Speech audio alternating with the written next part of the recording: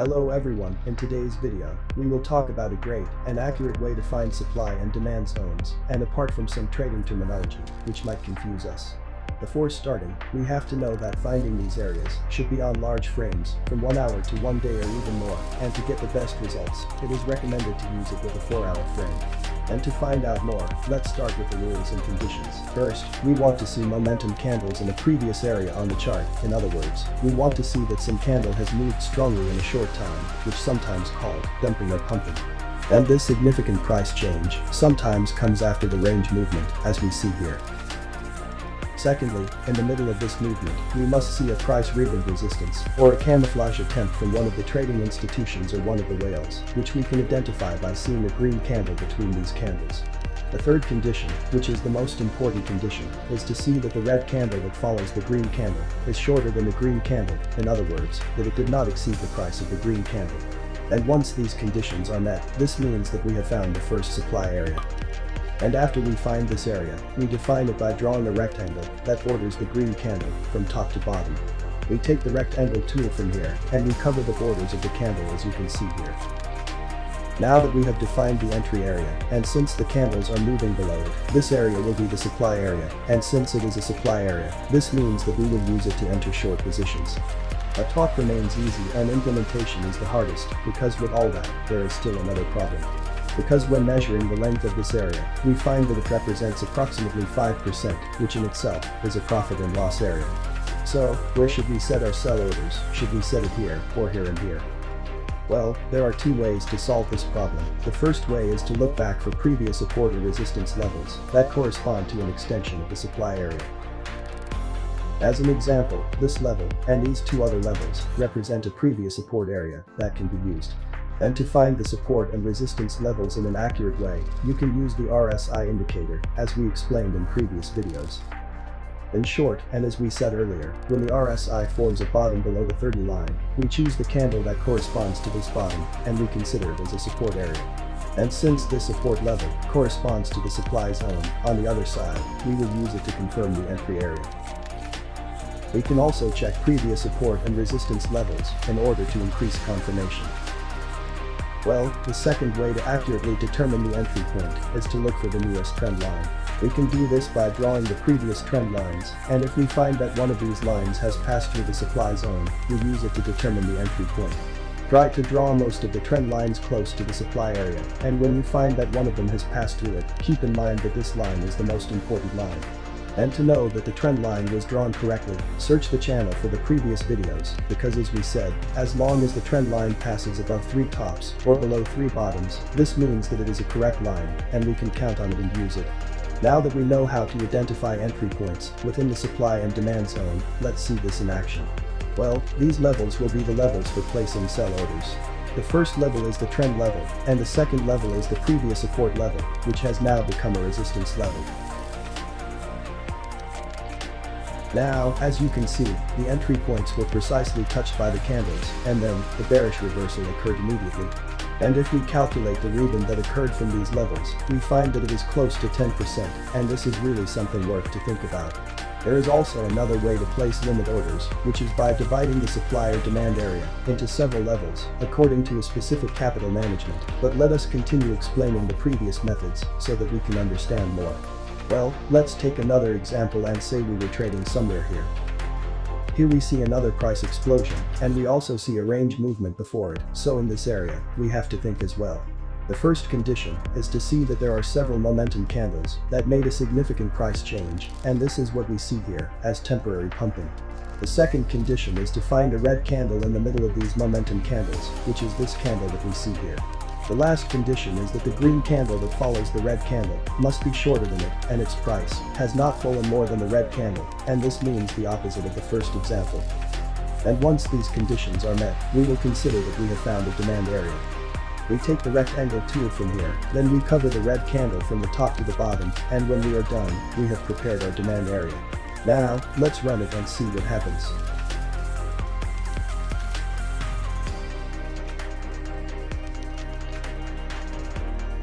As you can see, the price rebounded as soon as it touched a demand zone, and this means that the price action was good in this area. But with all this, we must find the safest place to set our entry order. Should we place our limit buy order here, or should we place it here?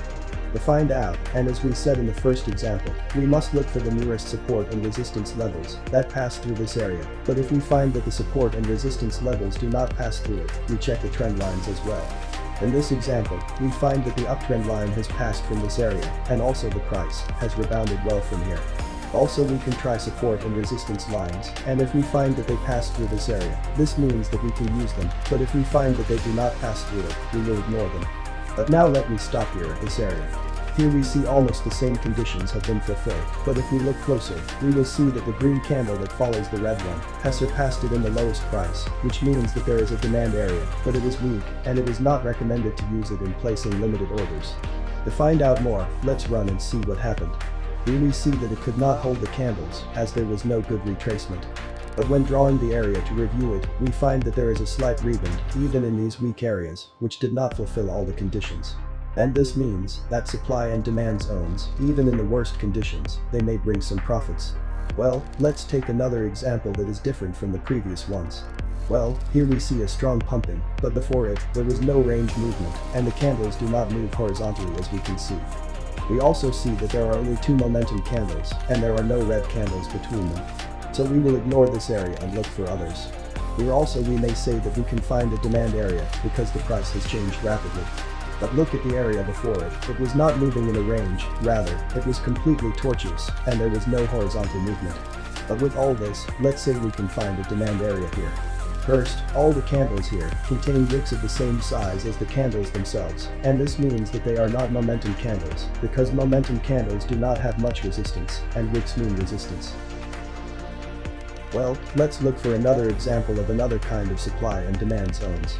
But not here, because here it is just pump and dump, and does not contain supply and demand zones. But here it is different. Here we see a range movement, followed by momentum candles, but we also see a complete pause to this movement, with several red candles. So where is the candle that we should choose to use as a demand area? Well, if there is a temporary stop for the candles, or they move at a similar level for a short period as we can see here, always choose the first red candle to be the chosen one. But the lowest price level for this candle must not be broken, and unfortunately this is what happens here. There is another candle that is retraced from the lowest price of the selected candle, and this is what made trading here swing trading, and it is considered a weak option to use as a demand zone. But with all this, it is still a demand zone, even if it is weak. So, let's say we want to look for an entry point here. First, we define the demand area, as we did previously. Secondly, we wait for the candles to move away from this area, even with one candle. And this red candle here has already moved away from this demand area, which made it an active area. Thirdly, we measure the length of this area, and because it does not exceed 1%, this means that the entry order will be at its beginning, and the stop loss will be just below it, or below the candles that broke the price. So, if we place a pending buy order, or a limit order, the entry order will be activated here, at this candle wick. As we can see, the price went up from the entry point, but we should not be greedy when the areas are weak. We take a small profit, and then we run. The last example in this video will be about this dumping here, and how we find the supply area in Beasley. Well, here we see large and clear momentum candles, but we do not see any range movement before it. Rather, all that was there is a large pumping. So, can we find a supply area here, after these candles? Of course, we can do that, as long as the price paused and then continued to fall. Because these temporary pauses, followed by a price drop or rise, as in the previous example, are the areas in which we will look for deceptive candles to place the supply or demand area. And to find out more, let's start with the conditions. First, we need to see red momentum candles, and in the middle of them is a green candle, which gives us the illusion that the price may rebound, and this is what we see here, but with several candles, that is, it differs from the first examples. Secondly, and because we have several candles here, we only check the first green candle, and if the candles that follow it are lower than it and did not exceed its highest price, it will be the target candle to draw the supply area. Thirdly, since the candles that follow our first green candle did not exceed its price, and they are all shorter than it, this means that the conditions have been met, and we can start placing the supply area. Well, let's go back a bit, as if we were trading somewhere here. Now we cover the candle that we have identified as the supply zone. And once we see that the candles have moved away from this area, this means that the supply area has become an active area, and we can use it to enter short positions. Now we see that the candles have returned to the supply area, and it has bounced again. These retracements may continue for several times. As we see here, the candles have returned again and touched the area, then it went down. But as we said, if we want to place a pending or limited entry order, we cannot know that this will happen several times, except by using trend lines or support and resistance. But in the case of live trading, other indicators such as the RSI or MACD indicator should be used. Also, the use of some candlestick pattern is good to confirm entry points as well. Finally, is this the only way to find supply and demand areas?